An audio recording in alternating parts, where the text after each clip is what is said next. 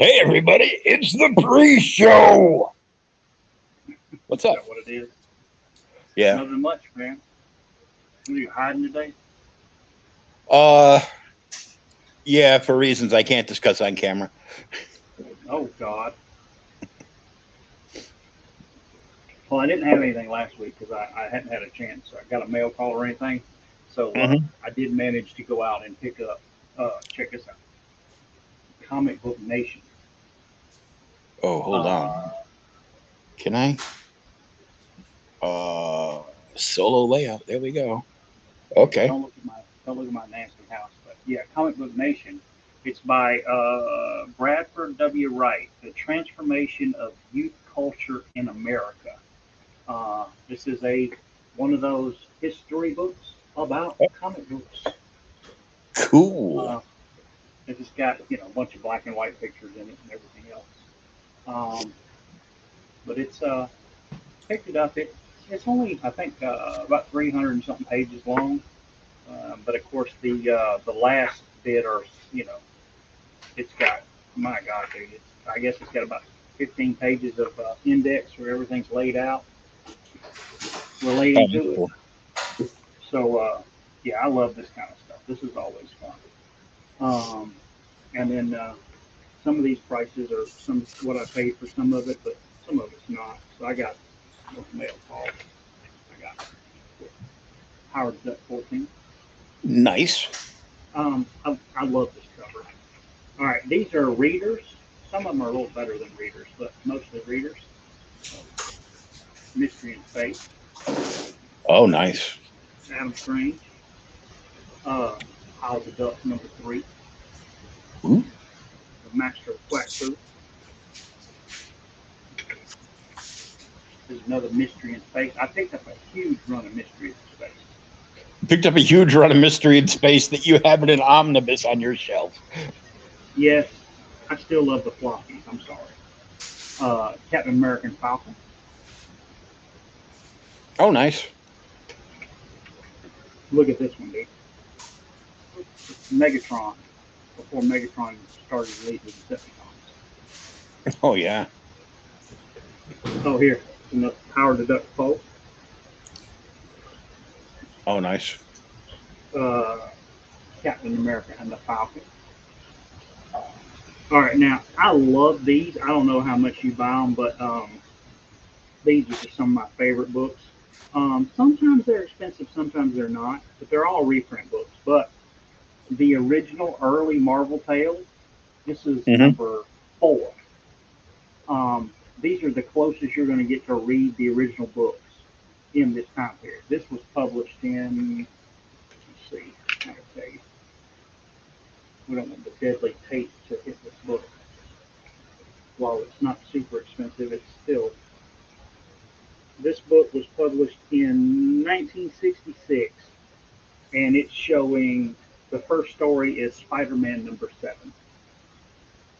Nice. from '63. Yeah, there's 4 stories in this one. You got Spider-Man #7. Um, you've got Strange Tales 102.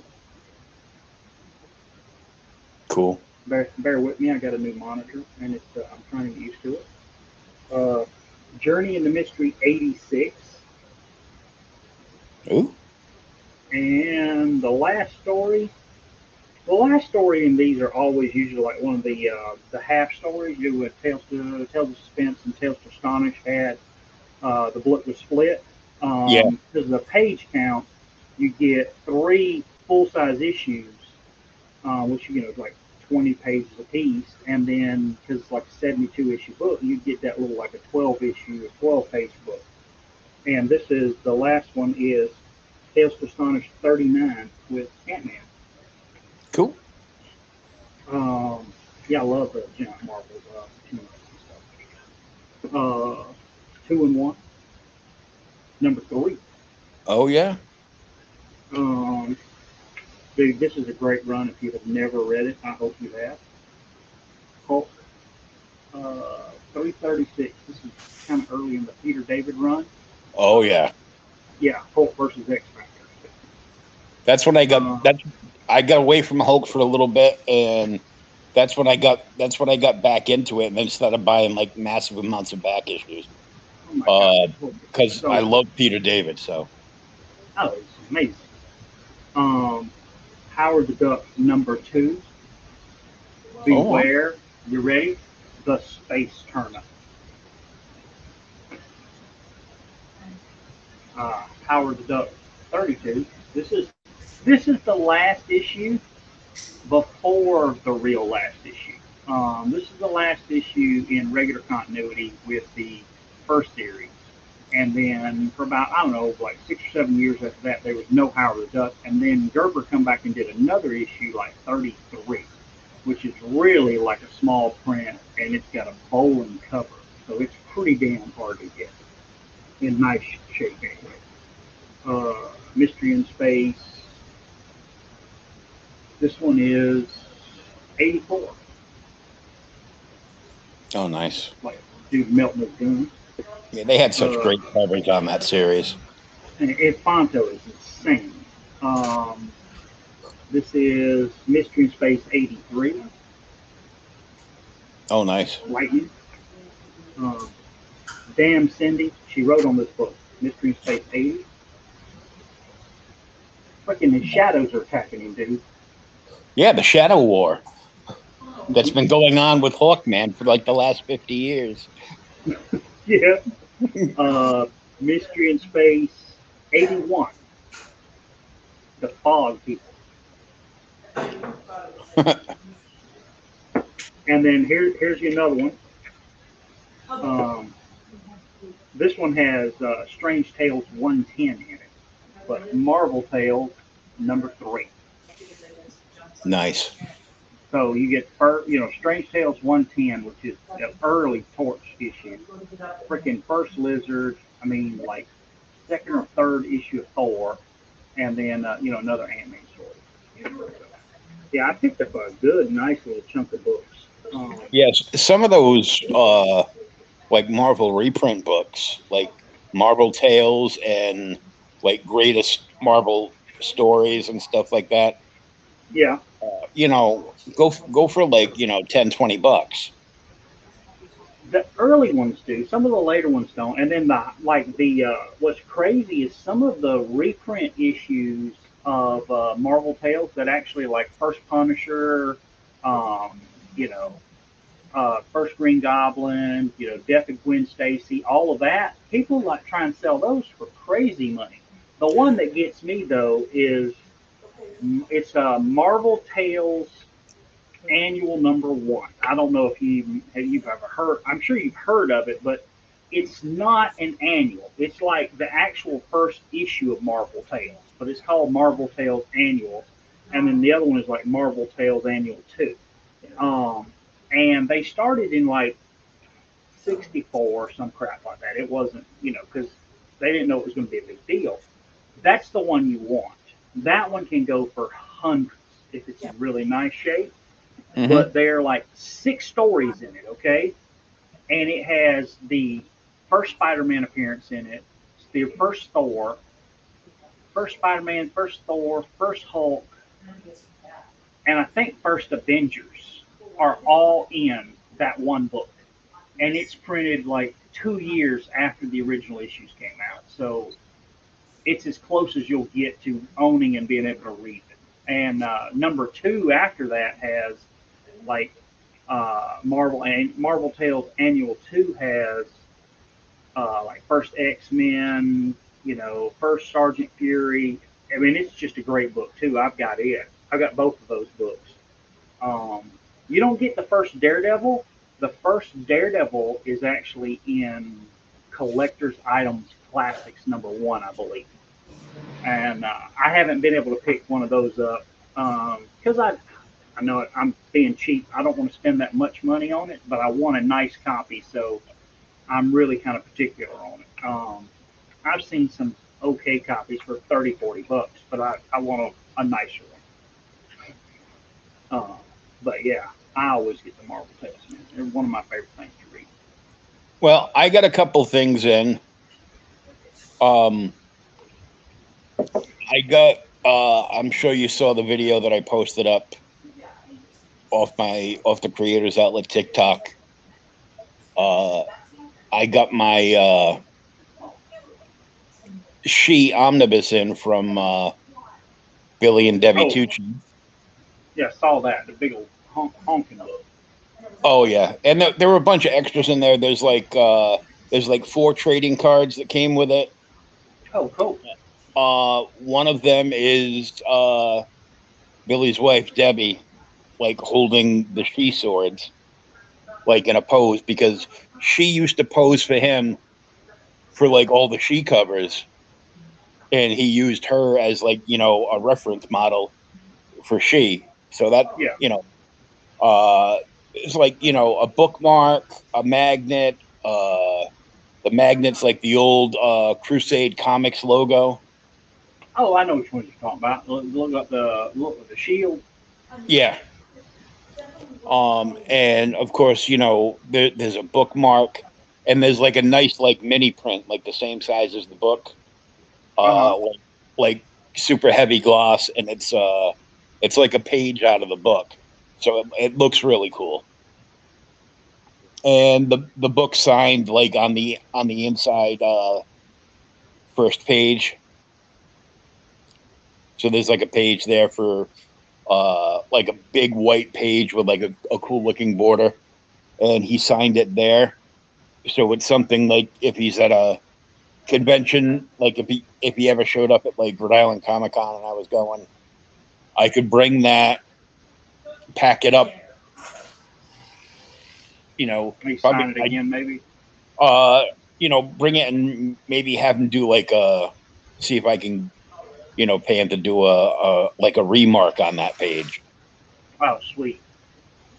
And I also got something. I'll turn the camera on quickly because I'm sitting in my chair doing this because my my other chair is let me blow this up.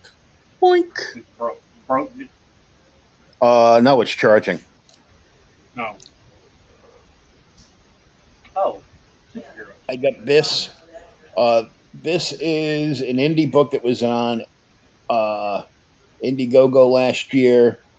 A friend of mine, Mark Mulgrave, was the writer. Get some really cool artists on this. This is kind of like D&D meets The Tick. Spells and superheroes. That's like Yeah. the guy in the front that resembles Wolverine a little bit is like Mr. Fox, and then in the back here there's like a bunch of like extra like stretch goal goodies.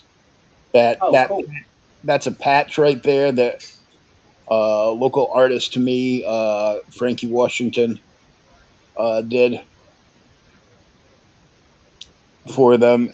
And there's a couple of trading cards, uh, three A4 prints, one of which is super high gloss, which is Mr. Fox, and then you see like what looks like trees behind the print. Yeah. That's an actual fold out map, which was an extra stretch goal. Let me take unbigging myself here. Solo. There we go. And it's like a pamphlet that unfolds into a grid map to play D&D. Oh, sweet. Because they're looking at doing like an RPG version for this. There's like so many like indie creators that are doing like their own like tabletop games. So I bought. I think I sent you the link to the old school role playing game. I did back it, so when it comes in, I'll have to share it. But I haven't played D&D in forever, and that's kind of what it's supposed to be based on, the old school rules back when I was playing in the 80s. I got to send you the link for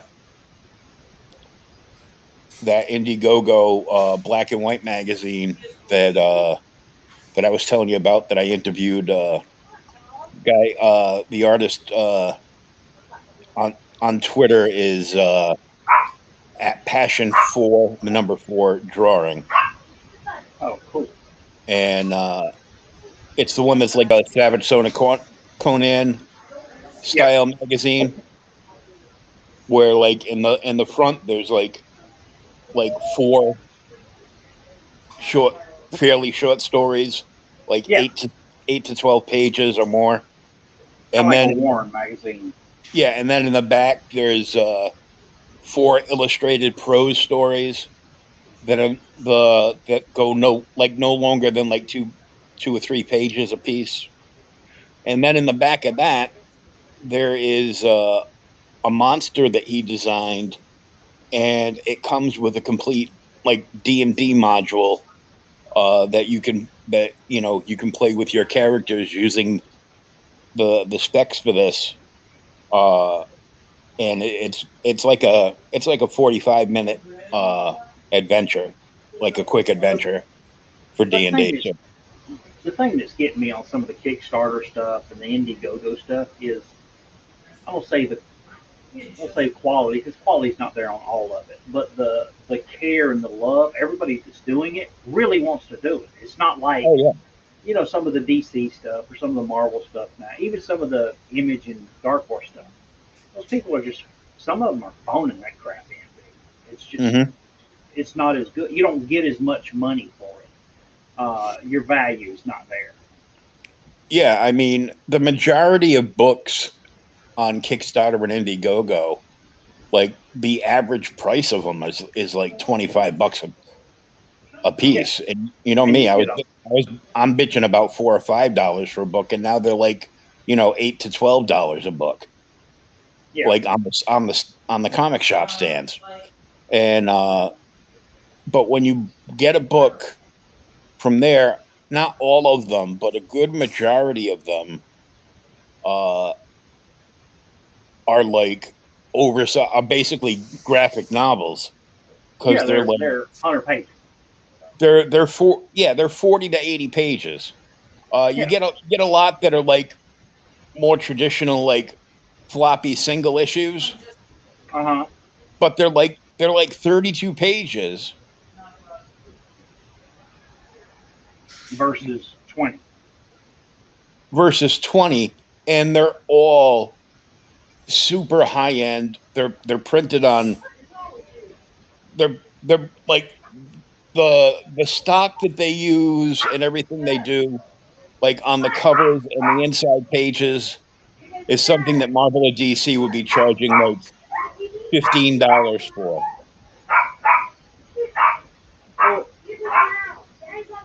We'll take him out. Wow, your cat barks a lot.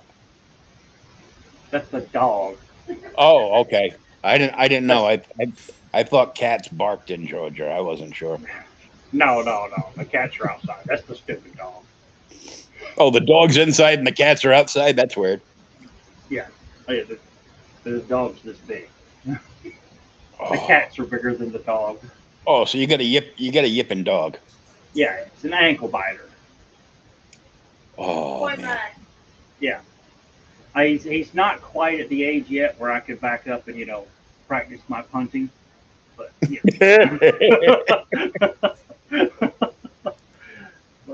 So did you read you did read the book?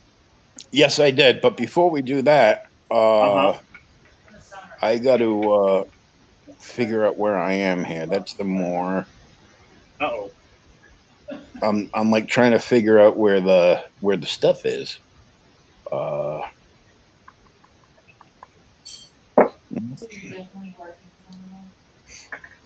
Banners. Oh, there we are. Oh, this is technology at its finest. Well, this is what happens when you do it on your phone instead of your computer, where you know where everything is.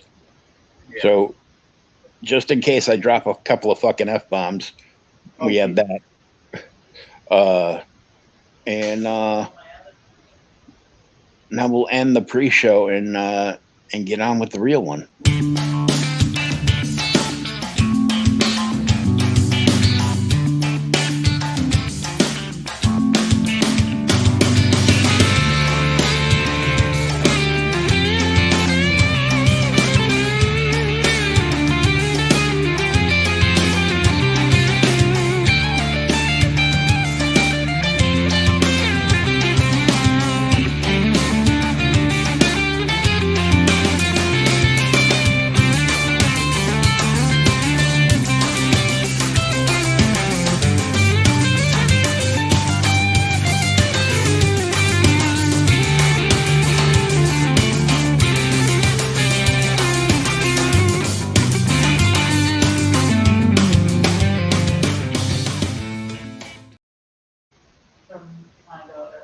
And hey, we're back. At the real show this time. The real show, opposed to us just jibber jabbering like we do through the real show, and showing off stuff. So we're doing a two-parter. We're going to cover the first two issues of Under the Red Hood tonight, and then next week we'll do parts 3 and 4. 3 or 4, yeah. Because it was a 4-issue run that Thomas already ran ahead and did everything already. I read them like when they came out, and I love the figure. It's just one of my favorite characters. Red Hood, this red version of Red Hood is one of my favorite figure characters in the new DC comics until they screwed him up with Rebirth and everything else. And I forgot how good it was. This is 2005. This is 17 years ago. It's a long time ago. This was when Batman was so good. I mean, now the first Snyder run in Rebirth or New 52 is awesome as well. But, I mean, God almighty, I couldn't forget how good this was. And I know we talked about it last week. This kind of gave you a little heart attack when you first saw it because you thought this was the Joker Red Hood. And this costume makes no appearance in the book at all. No, this was just a red herring on the cover, and the reemergence of Jason Todd. But it was kind of cool reading this, and there were certain scenes, there were certain panels that popped because they did use that imagery in the Under the Red Hood movie, even though it was everything was very downplayed. Oh yeah, the movie's good, but it's not. It's not. Of course, it's not. It's never going to be as good as the comic, and it is. Some of the scenes did pop. The thing that gets me is I won't say how well it was put together. I cannot remember the cover artist. We'll see if we can find it inside because it's a pretty cool, like classy retro painted cover. We'll have to get to the creators in a minute. Where they at? Hold on. We're going to blow it up here. Yeah, so this is Under the Red Hood, Part 1, New Business. Script by Judd Winnick. Pencils by Doug Mankey. Inks by Tom Nugent. Colors are Alex Sinclair. Letters, Pat Brosnia. Michael Wright was the associate editor. Bob Schreck was the editor. Batman. Okay, does not say who the cover artist is. We'll have to find out. Y'all have to bear with me. I have updated my monitor, and I'm trying to get used to it.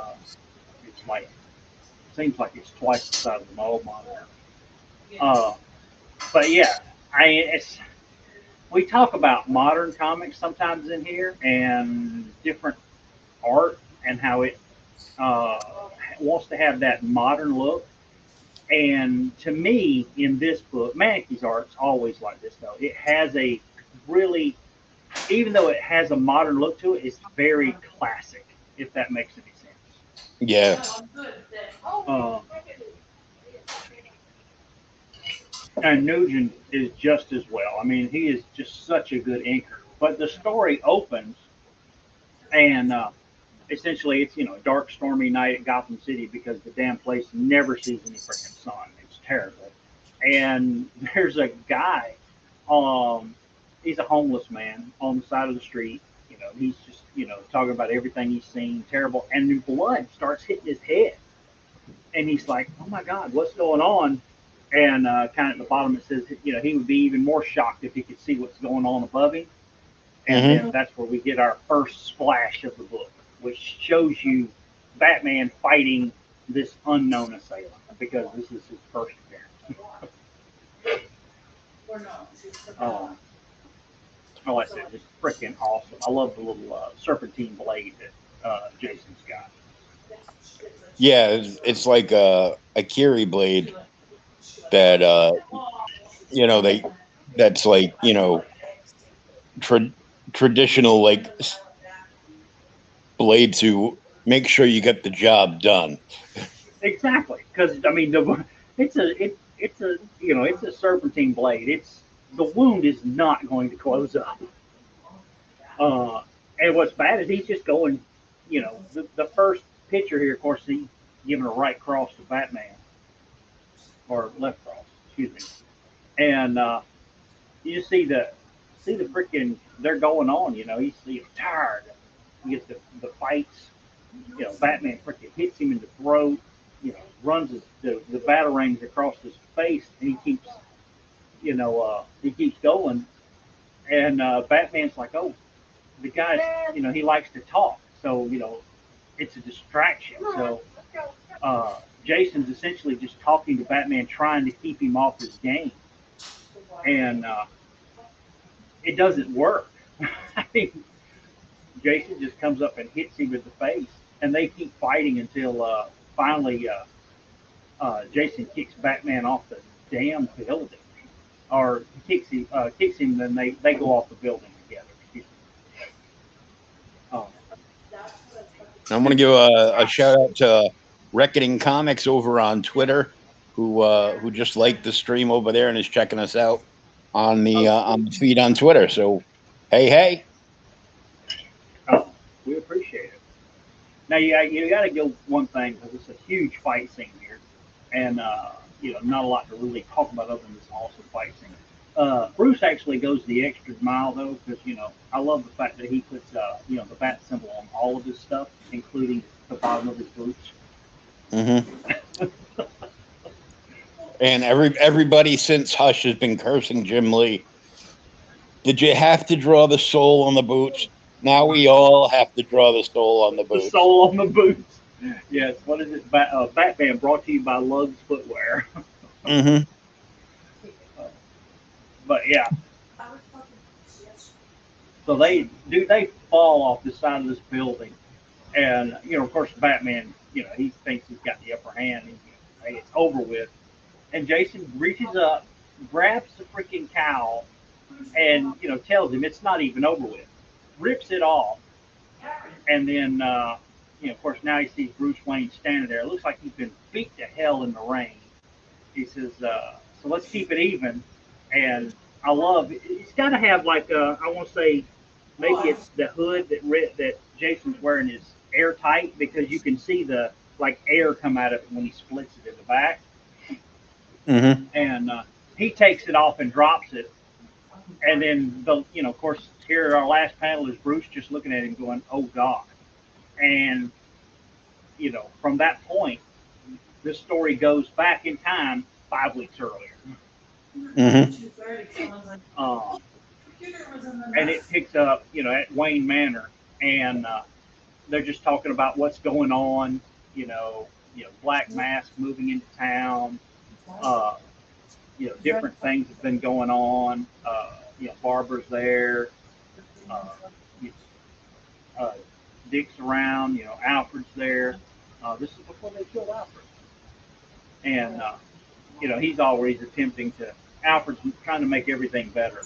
He says Lucius Fox is trying to get in touch with him. He comes in there. Batman's been avoiding Lucius for this whole time. He's just trying to track down everything that's going on. And finally, Alfred's like, "Look, I can't push Lucius off anymore. He's in the freaking, he's in the house now. He needs to talk to you." I can't remember at this time if, because this is before the Dark Knight movie, if Lucius knew that Bruce Wayne was Batman. I can't remember. This is 2005. I'm not sure if he knows yet or not.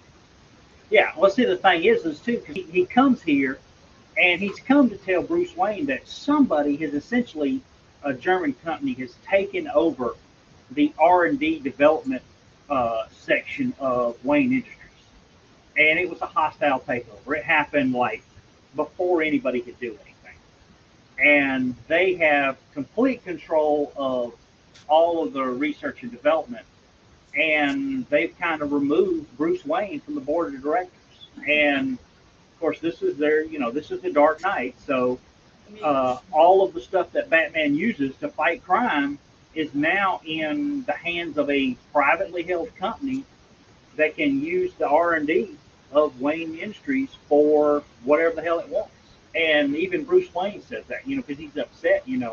What about the batarang, the armor I use, the freaking tear gas, all of this, you know, could end up the hands of any kind of military throughout the world because he doesn't have yet the topical nerve agents, that fake death, all of this.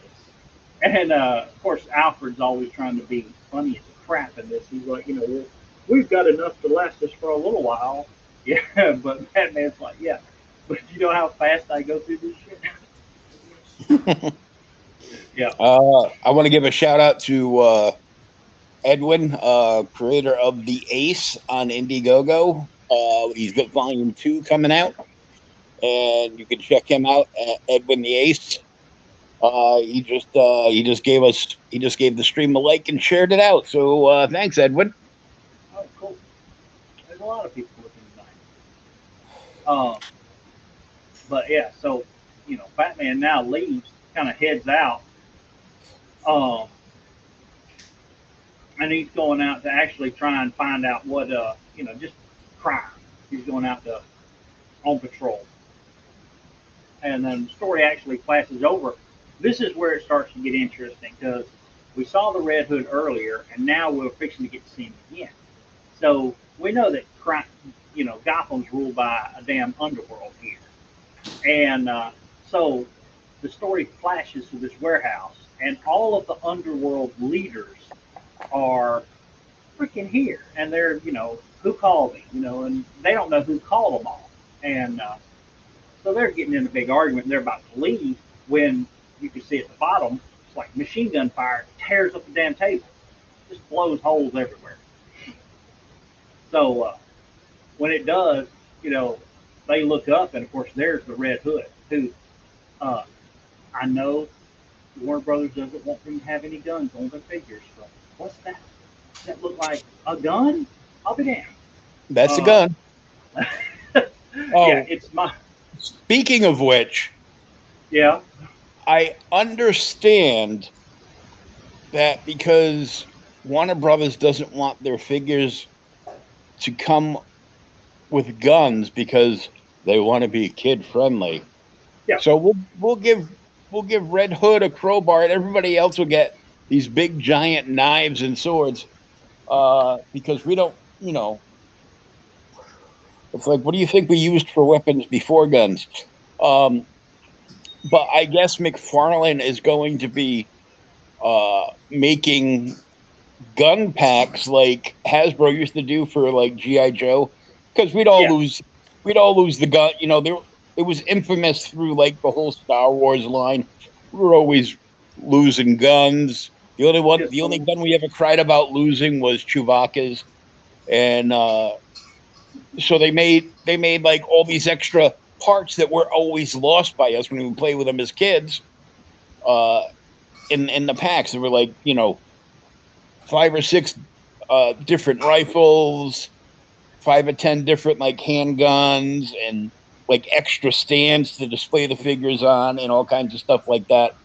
So I guess he's making gun packs that'll fit 7-inch figures. Go figure. And yeah, and I'm waiting for them to come out. That's what we were talking about last. I'm waiting for it to come out so I can buy the guns to go with my Red Hood figure. But I don't know. It just, but yeah. So we find out here that the Red Hood is the one who called this meeting, and they're like, hey, you want to die? There's easier ways to kill yourself. And he says, hey, I'm the guy holding the gun here. Why don't you listen to me? You're a bunch of drug dealing dirtbags, but you're the most prosperous drug dealers in the town. And he says, he just lays it out. I'm going to be running the show, and you're going to give me 40% of all you take, but you can't sell to kids. Stay away from schools. No churches. You do any of that crap, you're dead. And of course, all the the gang leaders get mad. They're like, who the hell are you? And you see him throw a damn duffel bag, and it hits the table and pops open, and it's got all of the heads of the lieutenants of the crime families in it. And he's like, "Hey, here's the duffel bag that's got all the heads of your lieutenants. It took me about I 2 hours. You want to see what I could do with an evening?" yeah, it was like I did this in a couple of hours. You want to give me a whole night and see what happens? Yeah. So, they're actually sick. All right, It's hold on just a and minute. he promises to keep them safe from you know Black Mask Batman. Yep. and Batman, and Yeah. Black Mask is the new you know basically the new head of crime in Crime in Gotham. Gotham, Yeah. and a little a little further in, we find out that he doesn't care what's going on because this is just street level crap, and Yeah. he that's just like a carrot to a horse, and he owns everything else that happens, so he's still getting his money. He doesn't care. Yeah. And then that's the whole thing. He's, this isn't worth his business, But he does say, hey, if this guy actually moves in and starts making it really profitable, um, he'll start working for me. And if he doesn't, I'll kill him. It's just the way it is. Um, Me and my brother used to talk about this. It's almost like at this point they tried to make the Black Mask more like the Red Skull to a degree. But I went back and read some of the earlier issues of Black Mask, even back in the day. He's always been psycho, just crazy as all get out, Mm-hmm. which is kind of cool. So yeah, he's talking, and he's actually got kind of his, I guess it's his money man here. We find out the Black Mask is going to meet somebody that's gonna, he wants to have them team up with him. And he's like, who? It's got it's a job offer. It's good. And you could see like frost, smoke, or something there. And it's like, here, I got a job to offer you. And it's Mr. Freeze at the end. Yeah. So yeah, money's nice. What about the body count? He says it'll be deep. He says I'm gonna need something to wear. Uh, but yeah, that's awesome, Mr. Freeze. Freaky. I think Mankey was just so good for this, and he did what was it Action Comics 775. We need to read one day if you've never read it. Yeah, 775. But that's the end of issue one, and then now issue two, 632. Uh-oh, looks like we left Black Mass, the King of God. See if he comes back to us.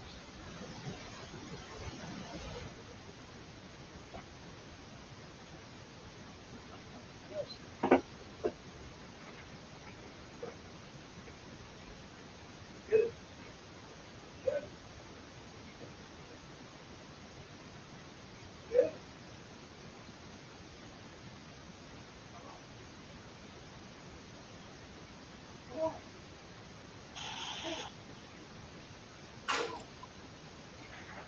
Hello.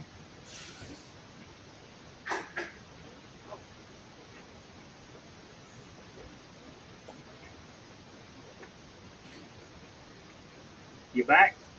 I'm back. All right, yeah. Some technical difficulties for just a minute. So yeah, this is our second issue here. Same creative team, same cool kind of painted cover as the last one, and the same artist, the same symbols on here. So we're gonna see who it is. Maybe it does. Still no. I'll have to definitely look it up. So yeah, Under the Red Hood Part Two, First Strike.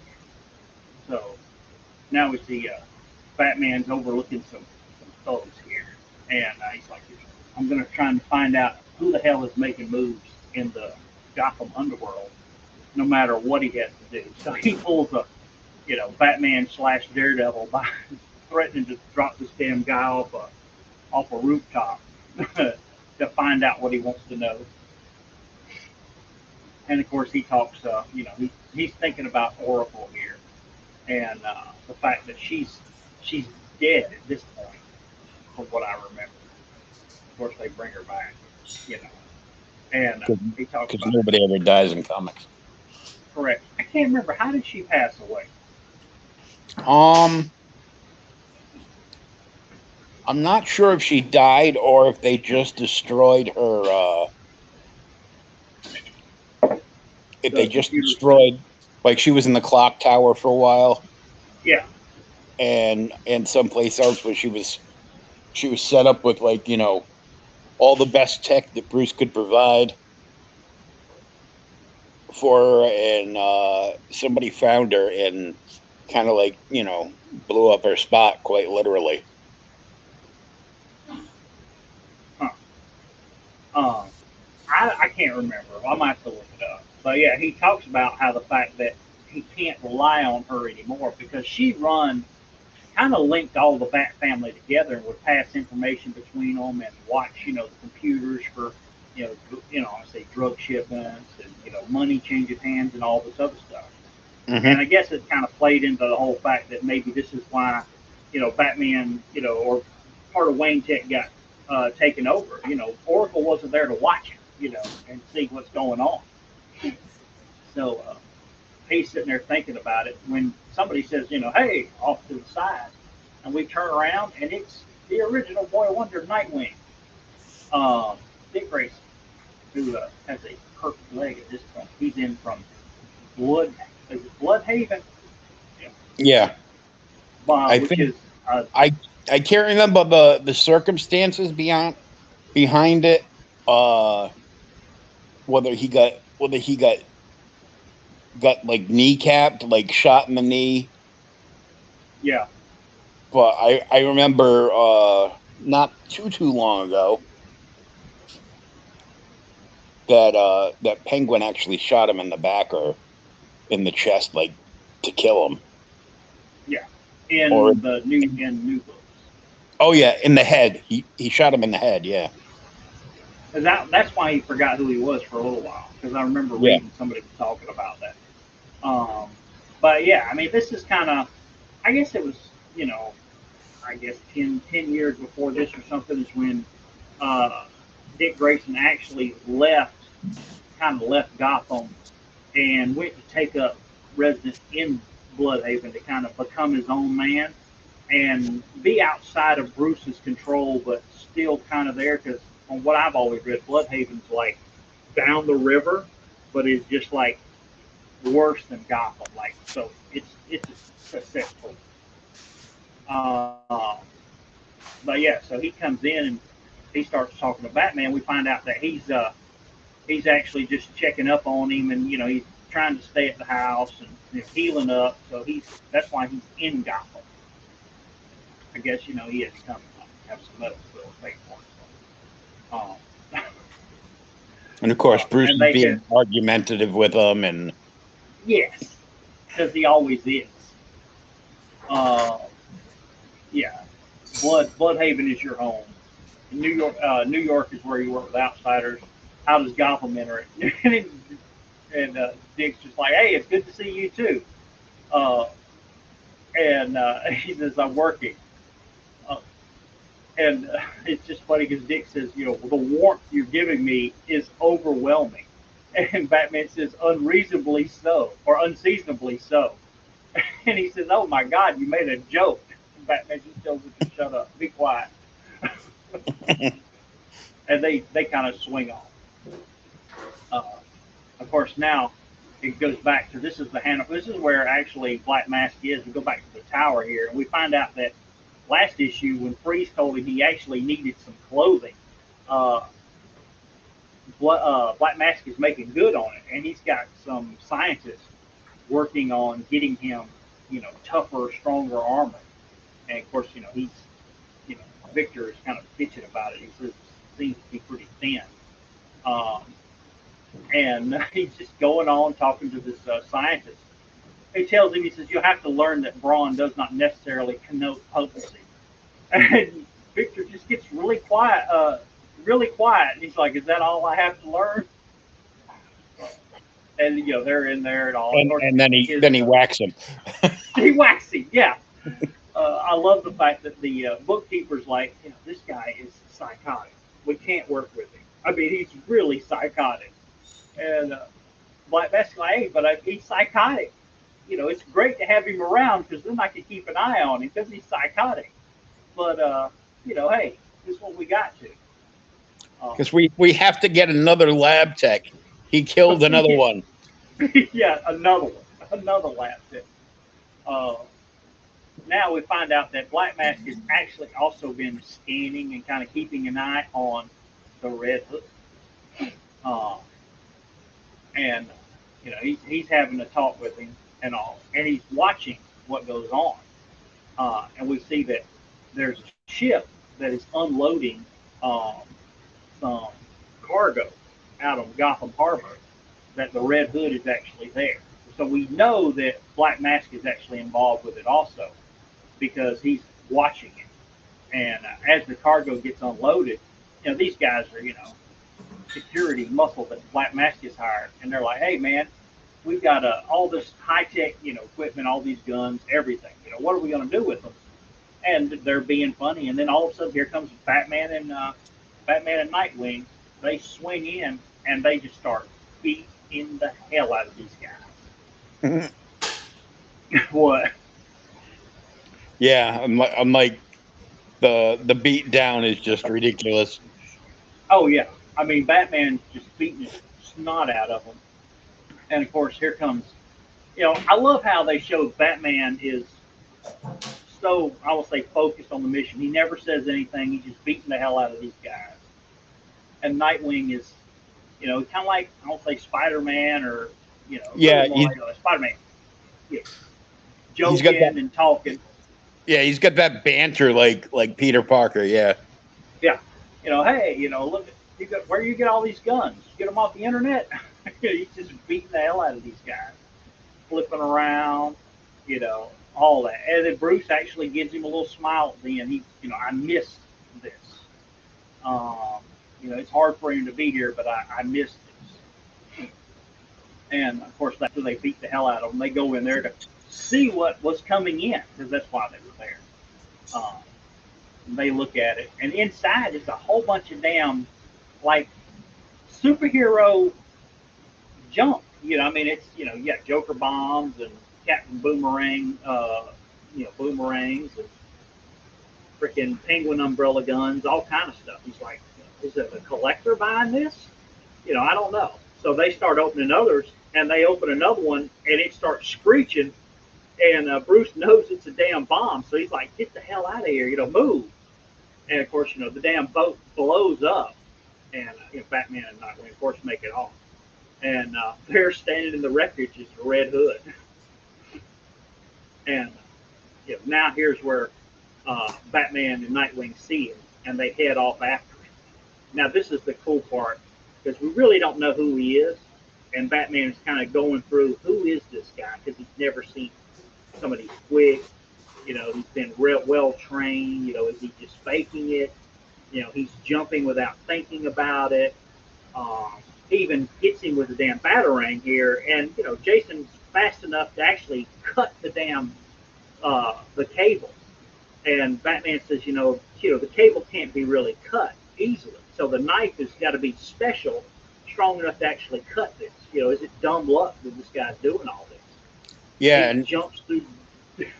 he makes Batman makes a comment in this chase that he's got some previous he's definitely got training. I mean, he was smart enough to cut the line before it went taut. Yes. Yeah, it's like it's been practiced, he says. Mm-hmm. And he's like, yeah, this is not luck. It's not dumb luck. This guy's just jumping, making the moves he needs to, and adjusting on the fly. And, Nightwing's like, man, this is damn impressive. And Batman's just trying to blow it off. Yes, nothing we haven't seen before. So they head after him as the Red Hood drops through the damn broken skylight. And he's there. He's like, okay, what's going on? And Batman's like, stay sharp. And then he turn around. This is where you messaged me. He says, Yeah. because they're looking for what's big. He says, oh God, this is big. It's a Mazo. Batman's like, oh God, station. Yeah. But yeah, And of course, anybody that's been like a long reader of like Justice League knows that Amazo was created by Professor Ivy from yeah, Metal Men, and this creature is imbued with 7 powers from Justice League members. yes. Yeah. Highly advanced android equipped with specific absorption cells. Acquired possesses the abilities and the powers of 7 members of the Justice League. Its primary function is to destroy the Justice League. And Amazo's like, I guess I'll just have to settle for you two. And of course, to be continued. But I couldn't. I had to keep reading. Yeah, Damn. this page was like, because like you said, the story's 17 years old at this point now. Yeah, I forgot about it. Yeah, I forgot about. I'm like, oh shit. Somebody's going to get their ass beat in just a few minutes. And it's going to be fast. Yeah. Thank goodness I had the original Boy Wonder in a Stone Cold Steve Austin knee brace. That'll help. Stone Cold Austin knee brace. Yeah. I really, really enjoyed these. I mean, I remembered I enjoyed them the first time, but I was just, like you said, 17 years ago is a long damn time. And go back and read them again. It was fresh. I had forgotten a little bit about Amazo. I remembered some of the, the jumping and the fighting with Jason Todd. But yeah, I mean, overall, man, this was just, to me, it was a great book. I mean, art, story, it's, it's crazy. And it was such a fast read, I guess. Oh, yeah, it was a lot of fun. Yeah. So next week, we're going to wrap this 4-part story up. So we're going to do issues 3 and 4. Yep. Or if you own the trade paperback of this, right around the middle, we're going to continue from. So before we go, I just wanted to ask if you have had a chance to watch Moon Knight. Me? No, Yeah. I have not. My wife watched it. She liked it, but she doesn't understand it yet, and I haven't had a chance to watch it and kind of go over through everything with her yet. It's on my to watch list. I've got a lot going on at work now. We got a big sale and stuff I'm trying to prep for this weekend, and it's really absorbed everything. Mm-hmm. Get your Easter tools now. Is that what it is? Yeah. It must be. Yeah. But I'm gonna watch it this weekend because the second episode will be there, so I'll be able to knock out both of those and move forward. I've seen a few things about it. I know he's got the 2 classic, or the classic suit and a more modern suit, which I really like the modern Moon Knight suit, like the white tux or whatever it is. Oh, Mr. Knight. Yeah, Mr. Knight. So I'm hoping it's good. I've heard that it's good. I take it you've watched it, so is it good or is it terrible? Yeah, we watched it, so I thought it was really good. That sounds promising. Cool. Well, I'll have it watched so we can actually talk about it next week. It makes me want to bust out my 500-page black and white Moon Knight Essentials book from Marvel. I will bring them to show next week, but I've been for the last couple years because I bought, and I know you can fuss at me because everybody else does. I bought so many Marvel comics and read so much that I find myself looking for kind of, I won't say other characters to read, but stuff I haven't read. I've read hundreds of issues of Hulk and Avengers and freaking Daredevil and Conan and all that, X-Men. So, Fantastic Four, all that junk. So I have found myself picking up like Moon Knight. I started a couple years ago, issues here and there, and kind of for the issue, I actually bought two of the essentials for the Moon Knight. I got was it Bad Moon Rising, and I can't remember the other one. But I tried to get the Sinkless one just because we get such great. I think I got the first volume, but I don't think I have any others. Yeah. Well, the first volume is from what I understand, the first volume is the stories that were in of the first volume of the Essentials for Moon Knight were the ones that were in Werewolf by Night. Yeah. Because he was in like 4 or 5 issues of Werewolf by Night. Then he went to it left Werewolf by Night, and then he was in the Hulk magazine for a long time. And I've actually read a handful of those because I got them in. They did. You remember in the '80s when Marvel started doing the Baxter reprints of the kind of classic books, and they did them as like specials, and you get like Moon Knight Special 1 and Special 2 and Special 3. Those Hulk stories were reprinted in the Moon Knight specials, and I have those on Baxter paper. But they did those. They did the X-Men specials, which were the Neil Adams run, a few other things. And then after that, I think the first book has the first 5 issues of Moon Knight solo series. The one I got, the Bad Moon Rising, I think it's called, picks up at issue 5. So first 4 issues. But yeah, he's definitely an interesting character. I hope, but I'm hoping that it's a really good show. Cool. So we'll catch everybody next week. Same bat time, same bat channel.